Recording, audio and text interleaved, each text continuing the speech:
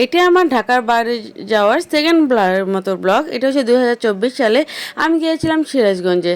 কল্যাণপুরে আমি মেকআপের কাজ শেষ করে আলহামদুলিল্লাহ আমার অনেক ভালো সময় ছিল তখন।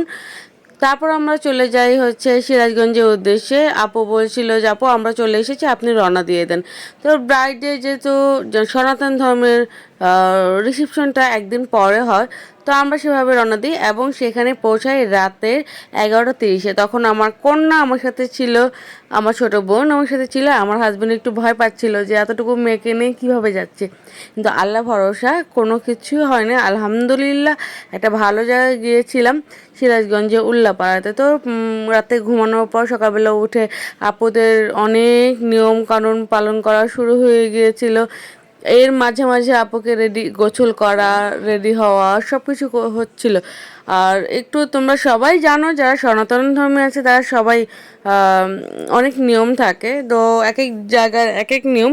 ওখানেও অনেক নিয়ম ছিল, গান বাজনা ব্যান্ড পার্টি। আমরা দাঁড়িয়ে দাঁড়িয়ে দেখছিলাম। তো এই আপুই কিন্তু আমার কাছে হলুদের মেকআপার নিয়েছিলেন। তো উনি ওনার বউ ভাতের লুকটাও মানে রিসেপশন লুকটাও আমাকে কাছে নিয়েছিলেন। তো আমি সিরাজগঞ্জে যাই, তো সবাই খুবই ফ্রেন্ডলি ছিল আর এত আন্তরিকতা ছিল। আমি আমার মেয়েকে নিয়ে হাঁটছিলাম এখান থেকে এখানে, আর আমার মেয়েও এনজয় করছিল। তবে সে সে বলছিল যে আম্মু তুমি ছবি তুলছো, আমাকে নিয়ে তুলছো না? আমি বলছি হ্যাঁ তোমাকে নিয়েও তুলবো। তো ওকে গোসল করানো, ওকে খাওয়ানো সবই এর ফাঁকে ফাঁকে আমি করছিলাম। আলহামদুলিল্লাহ আমাকে এই ব্যাপারে তারা কোনো প্রেশার ক্রিয়েট করেনি বা কোনো সমস্যাই করেনি। তারা আমাকে আরও হেল্প করেছে, কারণ দেখা গেছে বাচ্চাটাকে গোসল করানো, বাচ্চাটাকে খাওয়ানো, বাচ্চাটাকে ঘুম পাড়ানো সব কিছু আমি করেছি। আর এর ফাঁকে ফাঁকে আপুকে রেডি করেছি, এর ফাঁকে বোনও আমাকে হেল্প করেছে।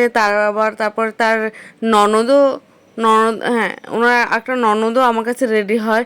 তো সব মিলে মানে বলবো যে খুবই একটা ভালো সময় ছিল আর অনেক আনন্দ করি। আর আপুর ফ্যামিলি আমাদের ফ্যামিলির মতো হয়ে গিয়েছিল।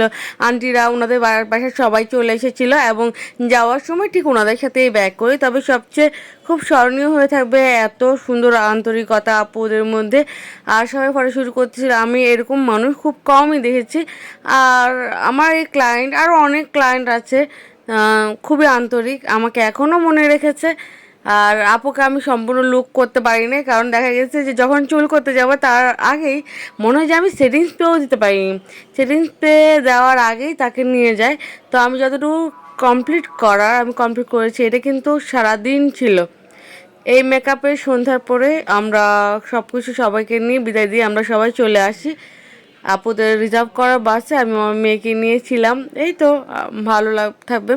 আর আমি ঢাকার বাইরে যেতে ব্রাইডাল বুকিং করতে খুব ভালো লাগে আসলে।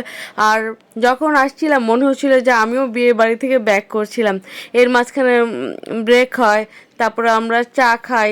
চায়ের বিলটাও কিন্তু আঙ্কেল দেয়, মানে আপুর বাবা দেয়। তো এরকম ফ্যামিলি পাওয়া আসলে ভাগ্য ব্যাপার। তো সবাই মিলে অনেক মজা করি, অনেক এনজয় করি, করতে করতে আসি। সবাই অনেক এসেছে আর ওর আপুর বোনগুলো ছিল অনেক আন্তরিক। তারপরে মাঝখানে ঘুমিয়ে যাই, ঘুমাতে ঘুমাতে সব। আর এর মধ্যে আবার আপু আবার ভিডিও কল দেয়, দেখতেছিল যে আমাদের কোনো সমস্যা হচ্ছে কি না, আমরা বাসে ঠিক মতো আসতে পারছিলাম কি না।